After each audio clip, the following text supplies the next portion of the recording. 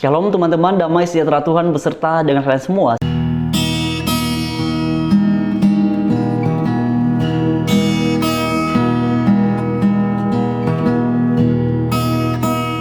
Seperti biasa, sebelum dalam bagian ini kita sama-sama menanggapi satu cuplikan video. Mari kita baca Alkitab kita sebagaimana yang kalian semua bisa perhatikan di screen. Terdapat dalam kitab Kolose pasal 3 ayat 12 sampai ke 13, dan mari kita baca bagian ini bersama-sama. Begini firman Tuhan: "Karena itu sebagai orang-orang pilihan Allah yang dikuduskan dan dikasihinya, kenakanlah belas kasihan, kemurahan, kerendahan hati, kelemah lembutan, dan kesabaran. Sabarlah kamu seorang terhadap yang lain, dan ampunilah seorang akan yang lain, apabila yang seorang menaruh dendam terhadap yang lain. Sama seperti Tuhan telah mengampuni kamu, kamu perbuat jugalah demikian." Kita kembali diingatkan oleh firman Tuhan. Mungkin teman-teman punya masalah dengan orang lain, atau sampai sekarang ada seseorang yang belum kalian maafkan.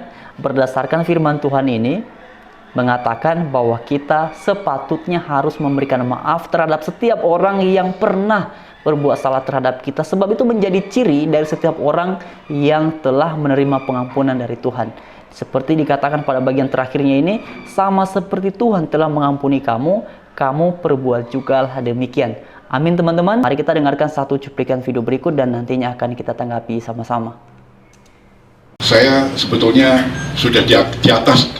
Kalau dalam level Kristen saya di atasnya lagi. Saya sudah di Nasrani. Yang waktu saya di Islamologi, di teologi ya, ada memang Islamologi, tapi hanya nyebut Nasrani tok. Saya selidiki Nasrani itu apa sih? Nggak taunya saya masuk sekarang Nasrani, tapi harus ke Yerusalem. Makanya saya di kaset saya alumnus Nasraya Yerusalem Yisrael Hebrew. Akhirnya 2015, 6 bulan kemudian saya dapat dibilang Pak Ustadz, saya KO. Aduh, nggak ada jalan sudah. Di situ saya bilang, loncat sudah, cepet-cepet. Kata saya tahu masih masuk neraka, waduh nggak mau saya. Nah, di Islam itu ada pertimbangan amal dan soleh. Wah, kalau gitu saya sama dengan ini. Kalau Nasrani, kalau kita beramal terus nanti ada pertimbangan masuk surga. Wah, lari saya, loncat. Saya ketemu Pak Ustadz, diam-diam, Pak, saya mau masuk Islam, gimana yang sadar? Saya ingat di mall ya, di mall Ciputat, saya ketemu beliau, dan waktu itu yang mewawancara saya Ustadz dari dosen ya. Saya diwawancara rekam. Saya bilang, wah, saya masih harus masuk Islam aja deh, daripada saya nanti keduluan mati. Waduh, ampun saya. Alhamdulillah ya Rabbil Alamin. Subhanallah, saya akhirnya mengucapkan 2 kalimat syahadat, saya Islam, dan saya tetap istiqomah sampai kapanpun. Walaupun keluarga saya benci, saya ditawari jujur aja. Keluarga saya memang datang ke Bali itu telepon terus. Sampai kemarin Natalan ini loh, ada yang kosong, ada gereja kosong, nggak ada pendetanya. Yuk mau, ada mobil, itu ada rumah, saya tolak. Nah teman-teman sekalian, sudah sangat jelas saya berkaitan dengan yang disampaikan dalam bagian ini, dan saya pikir orang ini sangat cocok bila disebut sebagai kakak ataupun adik dari Ustadz Kainama yang sama-sama mengaku lulusan dari Yerusalem dan paham tentang Ibrani. Nah, berdasarkan kesaksiannya dalam bagian ini, saya secara pribadi sangat-sangat meragukan atau bahkan tidak percaya bahwa dia ini pernah masuk sekolah tinggi teologi di Yerusalem yang sebutkan tadi Nasraya ya. Nah, teman-teman, saya sudah mencari nama kampus ini ataupun nama universitas ini, tetapi saya tidak menemukannya, dan karena itu bila kalian berkenan ataupun punya waktu silakan cari, dan nanti kalau kalian menemukan ataupun tidak menemukan silakan berikan komentar, dan nanti akan saya baca, nanti akan saya respon. Nah, selain daripada itu, mari kita fokus kepada apa yang disampaikannya. Dan sebelum itu perlu untuk saya ingatkan kembali bahwa konten ini dibuat bukan untuk mengomentari keputusan beliau menjadi seorang mualaf, tetapi mengomentari pernyataannya terkait dengan iman Kristen. Karena segala sesuatu yang disampaikan oleh non-Kristen tentang iman Kristen, kami memiliki hak untuk menanggapinya. Dan apalagi teman-teman sekalian, dan khususnya kepada kalian yang non-Kristen, dalam bagian ini beliau ini membedakan istilah Nasrani dengan Kristen. Makanya di bagian awal ia menganggap bahwa saya ini kalau di dalam agama Kristen, saya di atasnya lagi, karena saya sudah ke Nasraninya. Perlu untuk diketahui bahwa istilah Nasrani dan juga istilah Kristen sebenarnya ini hanya berbeda dalam istilah saja. Pada dasarnya makna dari kedua istilah ini merujuk kepada sekelompok orang atau sekumpulan orang yang percaya kepada Tuhan Yesus Kristus.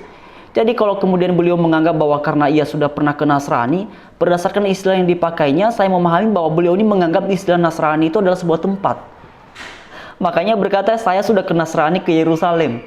Makanya ia menganggap dirinya lebih dari kekristen atau lebih daripada orang-orang Kristen yang pada umumnya. Ia mengkategorikan dirinya berada di atas. Nah, karena itu teman-teman sekalian, selain daripada itu, ia juga mengaku sekolah tinggi teologi. Dia tadi menyebutkan bahwa salah satu mata kuliah di dalam teologi itu adalah ada Islamologi. Memang kalau di bangku teologi, ada mata kuliah Islamologi, ada yang biasanya di kampus tertentu, ada yang jumlahnya adalah 2 SKS, ada yang jumlahnya ini paling banyak adalah 4 SKS.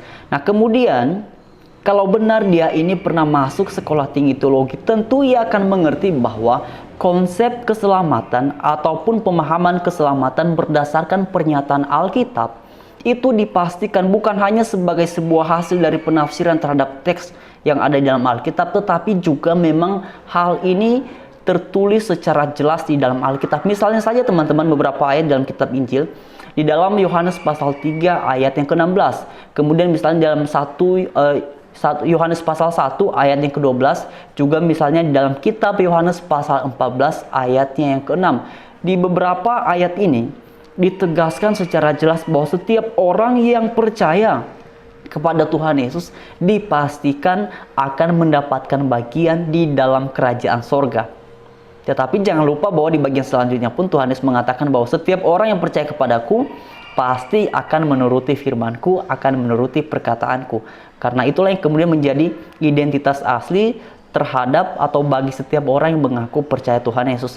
Nah, berdasarkan hal ini, dan kalau kita bandingkan dengan pernyataannya, maka sangat tidak mungkin bahwa beliau ini pernah masuk sekolah tinggi teologi. Ya mungkin saja sih dia pernah masuk sekolah tinggi teologi, ya mungkin nyampe di depan pintu, nyampe di gerbang kampusnya, kan bisa saja begitu. Ataupun misalnya berkunjung menjadi tamu ya juga bisa. Karena berdasarkan pernyataannya ini sama sekali tidak memberikan kita petunjuk bahwa dia ini paham tentang kekristenan. Dan bahkan tadi dia sempat menyebutkan bahwa ustadz yang kemudian membantunya untuk mengucapkan syahadatnya adalah katanya dari dosen. Harusnya ini kan merujuk kepada kata keterangan tempat, tapi yang menyebutkan dari dosen. Entah apa ini maksudnya seperti apa, saya tidak mau berkomentar berkaitan dengan itu. Tetapi yang jelas, berdasarkan apa yang sudah dipresentasikan dalam bagian ini, kita menemukan bahwa sangat tidak mungkin beliau ini berasal dari agama Kristen. Ya teman-teman ya. Dan teman-teman, bila kalian punya waktu, mari bantu saya agar kemudian pengakuan orang ini dan juga mengenai kesaksiannya dalam bagian ini terkait dengan iman Kristen, supaya kita bongkar sama-sama, dan mari bantu saya untuk mencari tahu kira-kira benar nggak kampus yang saya sebutkan tadi. Tuhan Yesus memberkati kita semua. Haleluya. Shalom.